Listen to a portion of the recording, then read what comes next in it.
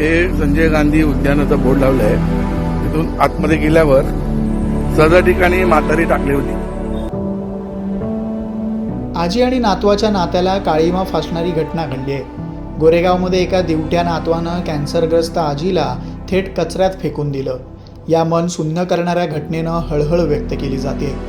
त्वचेचा कर्करोग असलेल्या 60 वर्षीय यशोदा गायकवाड या गोरेगावच्या आरे परिसरातील एका कचऱ्याच्या ढिगाऱ्यात पडलेल्या आढळून आल्या. घटनेची माहिती मिळताच पोलिसांनी धाव घेतली आणि प्रकार पाहून पोलिसांचंही काळीज पाणी पाणी झालं. शेवटी वर्दीच्या आतही असतो तो माणूसच. आजीच्या चेहऱ्यावर, गालावर आणि नाकावर जखमा दिसत होत्या. पोलिसांनी नाव विचारल्यानंतर त्यांनी आपलं नाव सांगितलं, कुठे राहतात तेही सांगितलं. आजीची गंभीर अवस्था पाहून पोलिसांनी तातडीनं पोलीस व्हॅनमधूनच तिला जोगेश्वरीच्या ट्रॉमा केअर रुग्णालयात दाखल केलं. पण तिथं सुविधांचा अभाव असल्यानं पुढील उपचारासाठी कूपर रुग्णालयात दाखल करण्यात आलं. रविवारी सकाळी 8:30 वाजताच्या सुमारास ही घटना उघडकीस आली. त्यानंतर 8 तासांनंतर संध्याकाळी 5:30च्या सुमारास अधिकाऱ्यांनी मध्यस्थी केल्यानंतर गायकवाड यांच्यावर कूपर रुग्णालयात उपचार सुरू केले गेले. पोलिसांनी मग आजीनं सांगितलेल्या पत्त्यावर जाऊन नातेवाईकांचा शोध घेण्याचा प्रयत्न केला असता घराला कुलूप असल्याचं आढळून आलंय. उपचारासाठी पुरेसे पैसे नसल्यानं नातवानं आजीपासून सुटका करून घेण्यासाठी हे कृत्य केल्याचं बोललं जातंय. दिनांक 21 जूनला पहाटे 6:45 ते 7च्या दरम्यान पोलीस स्टेशनला माहिती प्राप्त झाली की एक 65 ते 70 वर्ष वयाची वृद्ध महिला ही दिनकरराव देसाई मार्गच्या युनिट नंबर 32च्या कॉर्नरच्या एका ठिकाणी बसलेली आहे.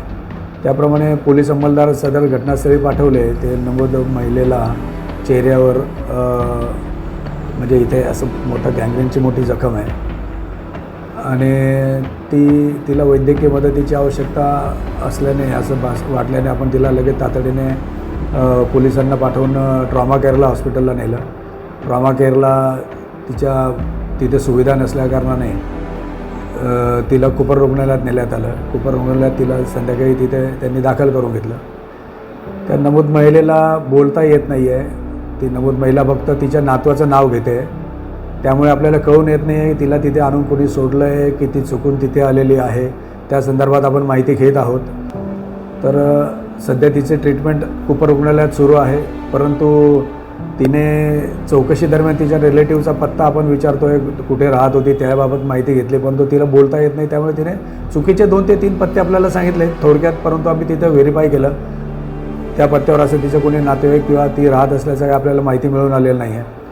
ती आता काल संध्याकाळी आम्ही चौकशी केली तिच्याकडे. तर ती आता काहीतरी 3रा-4था पत्ता सांगते की ती हनुमाननगरला कुठेतरी राहायला आहे आणि तिचं एक दुकान आहे चपलेचं, ते तिने एकाला भाड्याने दिलेलं आहे.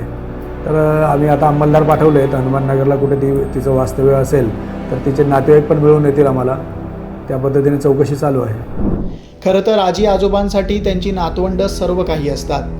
आपलं सारं काही नातवंडांवरती ओवाळून टाकण्यासाठी आजी आजोबा मागे पुढेही पाहत नाहीत. आपलं म्हातारपण आनंदात जावं यासाठी नातवंड त्यांना जवळ हवी असतात. पण नातवानं त्याच्या आजीसोबत केलेल्या कृत्यानं अनेकांना धक्का बसलाय.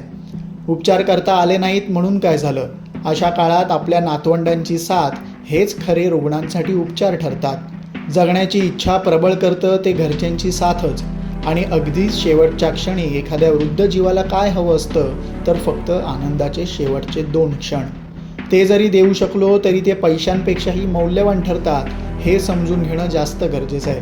आता गायकवाड कुटुंबीय अजूनही समोर आलेले नाहीत. आजीच्या नातवाचा शोध लागल्यानंतरच सगळी माहिती समोर येऊ शकेल.